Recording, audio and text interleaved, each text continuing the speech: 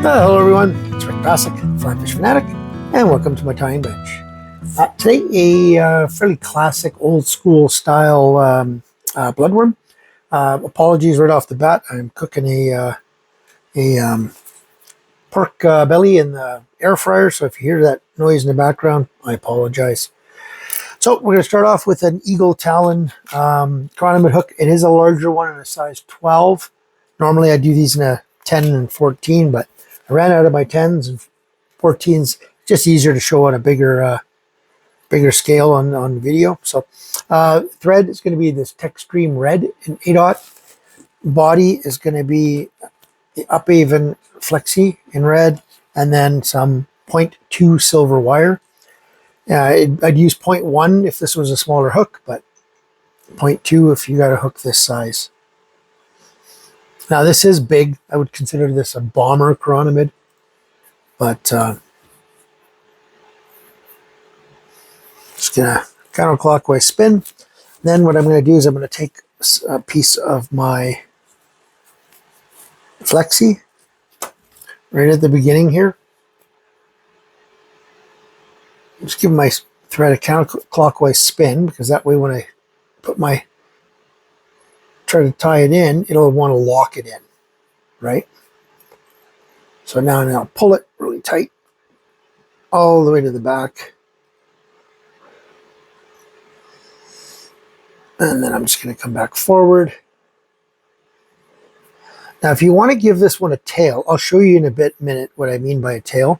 Then you'd have to tie it in at the back end.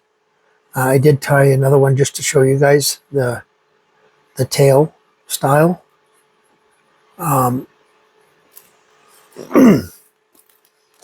Without the red rib, without the silver rib, that is, though. So this, I'm just going to try to stuff that silver wire right into that right into that bead, sorry. And then I leave it along my side of the hook. Bring it all the way down. I'll just take both and come down just a little bit further. Come back up. It's not too critical if your thread wraps aren't touching or anything, because that's all going to be covered up by your flexi floss. Now at the back, I stretch this as much as I can. And then I'll just slowly, every turn, I will back off just a little bit. It just creates a little bit of a taper. And by now I've got next to no tension on it.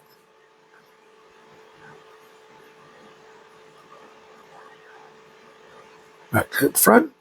And I always like having, 99% of the time, I like having a black head on my bloodworms. You see bloodworms right after they start moving, they've got to often have a black head. So, okay. Now just a little silver counter wrap.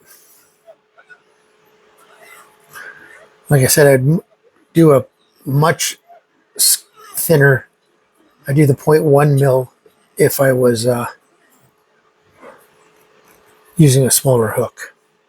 Could have went a couple of wraps less on the silver, but I actually like having a little bit more wraps in my bloodworms. And then just whip finish and coat it. Done. It's like I said, probably one of the simplest bloodworm style flies you'll tie.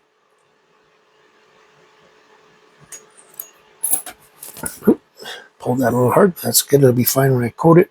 But there, so there's one that I left with, like I said, a little tail. So all I did with that is I left about an inch or so out the back. And then what I do is I just pull on it really tight and then cut it about, I say, 1/4 of an inch. And I cut it and it'll fray, right? So then I'll just take my, whatever you want.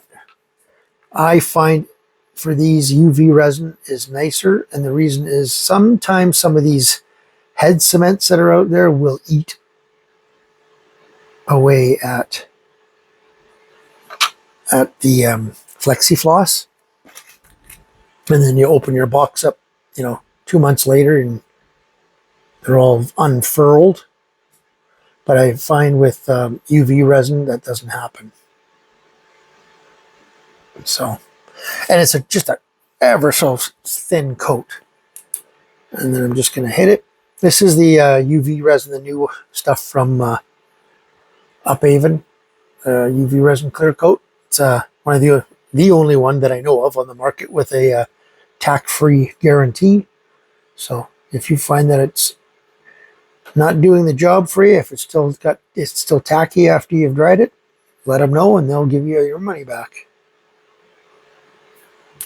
So done. Beautiful. So there's that version, and there's the with the tail and no rib version. And I still got to coat this one too yet. So, but all right. Like I said, really super simple, but right at ice off. And I like these in 12s through 14s. I usually don't get much smaller than that, but 12s through 14s, right at ice off, right down in the marl, right down in the mud, like literally inches off the bottom. If you can figure out right to the inch, that'd be even better, right? So usually I've tried within 6 inches to a foot is feasible, but if you can get it within 2 inches, even better. So, alrighty. Hope you guys enjoyed that one. If you've subscribed, thank you. If you have not, please consider doing so. I don't know when this video comes out, but we're like I think 7 subscribers away from 4,000. So we'll do a little giveaway at 4,000 and we'll go from there. But also keep an eye open. I'm going to be starting a community here as well, a membership program where you'll get some special stuff, special articles, special tying videos and things like that, plus communication with me directly and stuff like that. So that'll be coming here soon. I'm working on that in the next couple of weeks. So, alrighty, Talon's everyone.